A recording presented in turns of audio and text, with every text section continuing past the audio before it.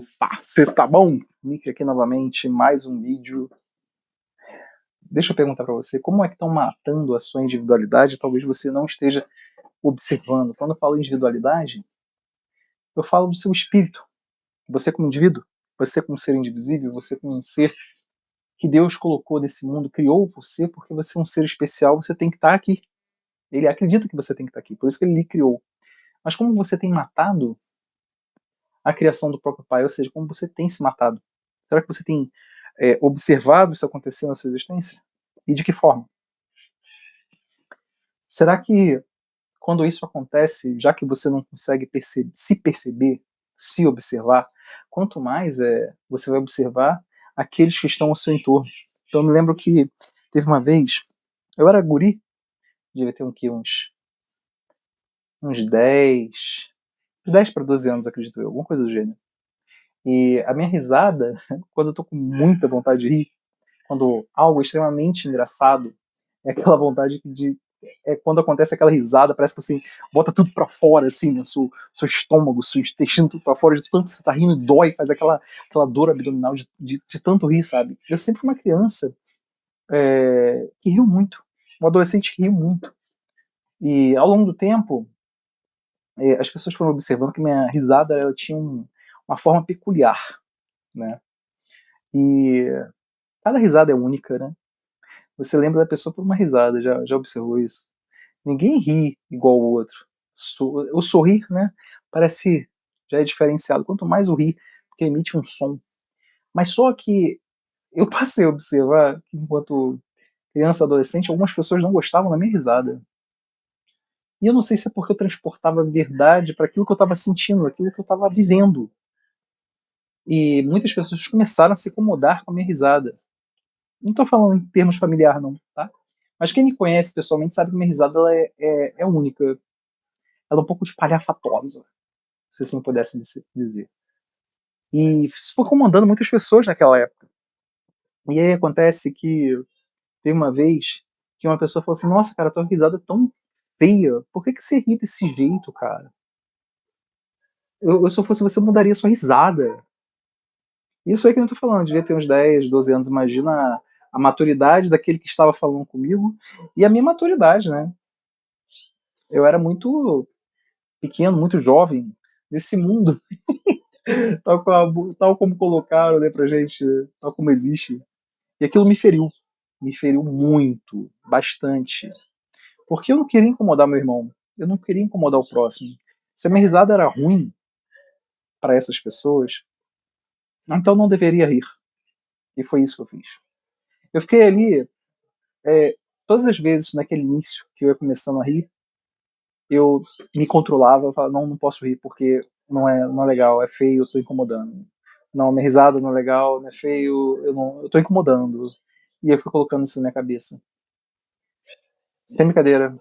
Eu fiquei por volta de uns 6 meses a 8 meses sem rir. Porque no início você vai se controlando, aí depois se torna algo que é comum. E aí você entra dentro de um novo sistema, o qual não era seu, o qual você não pertencia, mas você acreditou e falou: cara, agora minha vida é essa. Agora eu acredito que a minha risada, que o meu rir, não é mais importante. Sabe o que aconteceu comigo depois de 6, 8 meses, mais ou menos?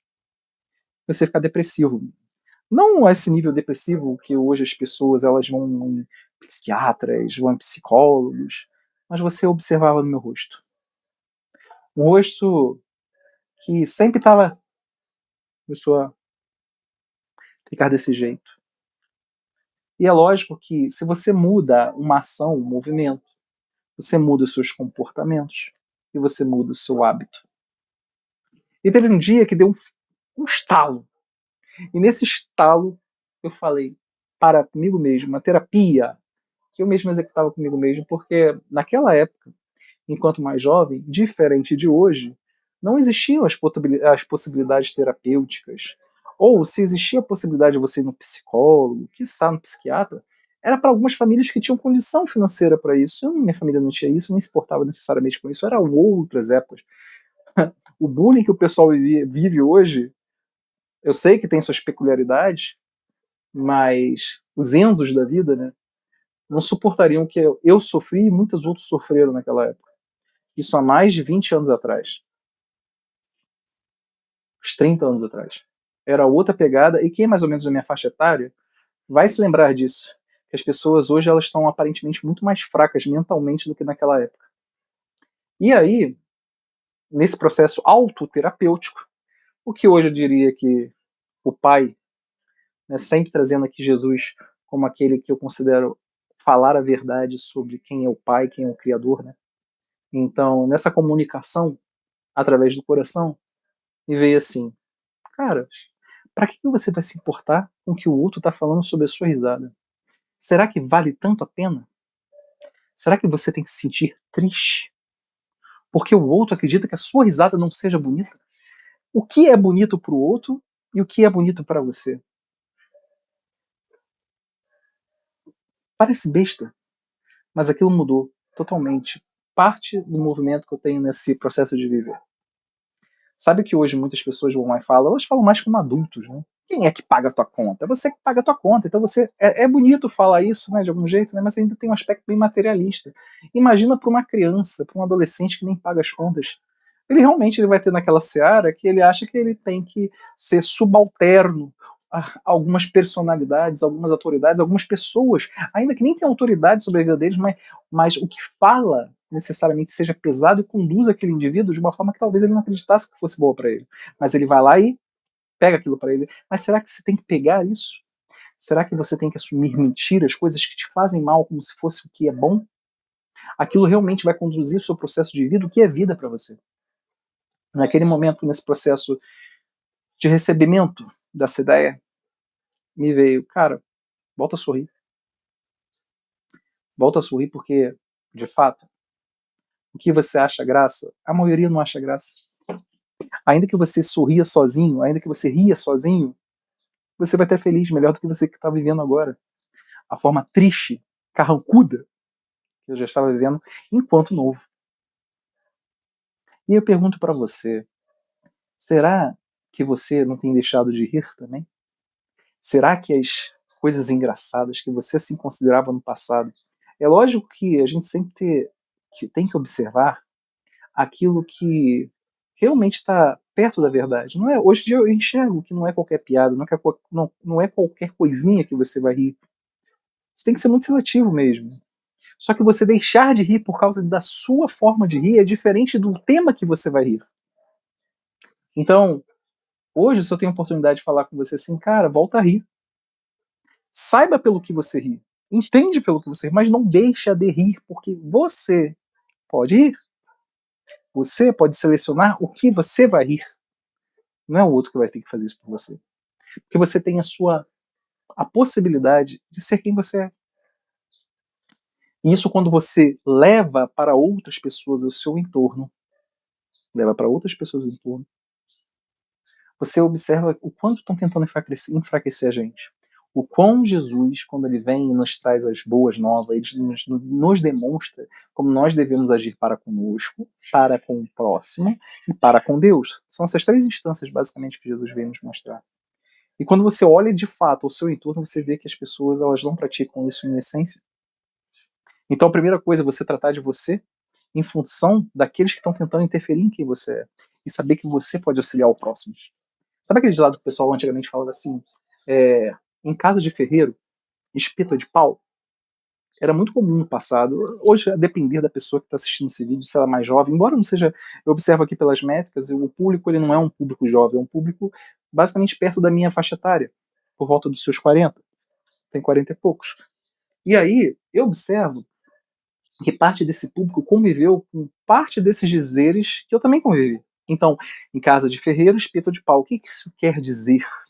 Isso se repetia constantemente lá pelos antigos, que é tipo assim, olha, se você tem um ferreiro e ele trabalha com ferro, mas na casa dele ele não consegue trabalhar com ferro, ele trabalha com madeira. Por quê? Porque ele não merece aquilo.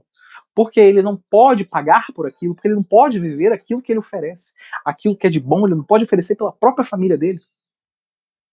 Ou seja, você tem que ser escasso dentro da sua família e você tem que ser abundante pelo outro lá fora. E aí demonstra uma desconexão entre aquele que vende algo e aquele que se serve de algo. Você serve o seu melhor, mas não necessariamente você recebe o melhor. E essa desconexão onde? Em casa, na família. Colocaram isso na sua cabeça. Isso é irreal, isso é mentira, isso é uma falácia. Por quê? Você para pensar. Eu não tive esse aporte em relação às minhas risadas. Então, se eu tivesse alguém que em casa tivesse conversado isso comigo, que Deus permitiu, através de determinado momento, eu conhecer a liberdade, olha, Nick, volta a rir, porque o que importa é a sua risada nesse momento, como que você tira a graça, como você observa a graça das coisas que estão ao seu entorno. O tema você vai maturando ao longo do tempo, mas volta a rir. Eu quero que você, meu filho, eu que lhe criei, eu quero que você se sinta bem, porque eu permito que você esteja feliz em determinados momentos da sua vida. E esse estar feliz envolve sim a risada, envolve o sorriso, envolve esse momento. Bom, Deus falou comigo através de uma pessoa, não através de mim mesmo. Me veio e eu acabei conduzindo. Como nossas famílias lá no passado eram um pouco mais duras em relação a essa afeição amorosa, então muitas vezes elas não aconselhavam seus filhos, não tinha essa relação, e não critico eles, mesmo porque estamos num momento de desenvolvimento. Mas observa, hoje, com tudo o que acontece ao nosso entorno, a gente tem uma liberdade muito maior que no passado. Você tem uma liberdade muito maior para tu falar pro teu filho que você o ama, diferente do passado. Imagina um homem, um pai falando para o seu filho, eu o amo. Hoje eu faço muito isso. Eu faço isso com meus filhos. Mas eu sei que no passado a pegada era um pouco diferente. E eu não vou ficar criticando eles. Mas eu observo que era diferente. Então, em casa de ferreiro, espeto de pau, o relacionamento da família não era tão íntimo como é possível ter hoje. Mas talvez você tenha trazido certos conceitos do passado e achando que você tem que viver nessa escassez, inclusive nessa escassez familiar, uma escassez de amor. Embora Jesus nos ensinou lá no passado, amai-vos uns aos outros como eu vos amei. Ele foi o primeiro que ensinou pra gente de fato que é amor. Pra gente levar pra quê? Para os nossos irmãos. Temos aqui, eu comunho com você, como se fosse uma família, essa família espiritual que de algum jeito se aproxima do próprio Pai, através de Jesus. Ele nos demonstra isso, Jesus, através das suas ações. Agora, quando você pensa nesse lado, entre aspas, material, essa possibilidade existencial que você está tendo aqui, você tem a sua família, onde você nasceu, onde você está. Será que você declara amor por eles? E será que esse amor que você declara, ele está próximo do que realmente você sente? E será que você serve bem a outra pessoa na rua, que você vem a trabalhar, onde você é o ferreiro? Será que aquele amor, aquele servir que você tem pelo próximo, será que você não pode ter isso em casa? Tratar melhor seus filhos, tratar melhor sua esposa, seu esposo, tratar melhor as pessoas que estão ali, que fazem parte daquele seu meio, ainda que muitas vezes você discorde, ainda muitas vezes você brigue, e, enfim, será que você não tem que amá-los? Será que você tem que deixar de rir para eles? Porque de algum jeito falar, olha, em casa a circunstância é totalmente diferente. Em casa é diferente de um amigo que você tem na rua, porque o amigo na rua você escolheu. E realmente isso é verdade. Só que você não deve esquecer o pessoal de casa. E quando eu falo pessoal de casa, entenda, existe uma certa diferença entre parentes e família, tá? Parentes, os pais se tornam parentes ao longo do tempo. E a família é aquela que você compõe. Então, observa que existem esses núcleos que você deve processar ao longo do tempo, mas você deve amar a todos, porque foi isso que Jesus nos mostrou. Mas se falo para você que em casa o espeto é de pau e não de ferro, é uma mentira que colocaram na sua cabeça, onde, tipo assim, não se preocupa com a casa. O importante é lá fora. Isso é irreal. Isso é mentiroso. Porque você, como Jesus nos pede, ele pede para servir os nossos irmãos, independente de quem seja. Independente de quem seja. Faça sempre o seu melhor. Mas para você fazer isso pro próximo, você tem que saber que você pode rir. E ninguém pode proibir você de rir. Alguém pode lhe alertar sobre o que você está rindo. Existem sim piadas lá no passado que eu vejo que, tipo assim, tinha um cunho preconceituoso. E como tinham me ensinado aquilo com um certo preconceito, eu tinha adotado. Hoje eu vejo que está errado. Algumas dessas piadas. Mas ninguém pode lhe proibir de ir. Que é o que fizeram comigo. Falando que a sua risada não é bela. Que a sua risada incomoda. Mas como é que você vai incomodar alguém se aquele alguém também é criação? Você tem que ter uma comunhão, você tem que ter uma conversa diretamente com aquele que ele criou. Pai, a minha risada te incomoda? Se você, pai, me fez desse jeito, com essa risada, por quê? Será que isso me fez com essa risada para que eu incomodasse os outros? Ou será que isso me fez com essa risada para que algumas pessoas prestassem atenção naquilo que tem graça? Como será que é a sua risada? Será que você vai continuar tendo espeto de pau em vez de usar aquelas habilidades, faculdades que o pai lhe ofereceu? Enfim, fica essa meditação. Espero que você tenha gostado. Se gostou, não deixa de curtir. Gostaria imensamente de saber seu comentário. Se esse vídeo foi útil para você e você acredita que vai ser útil para outra pessoa, não esqueça de compartilhar. Caminha comigo nesse canal. Até a próxima.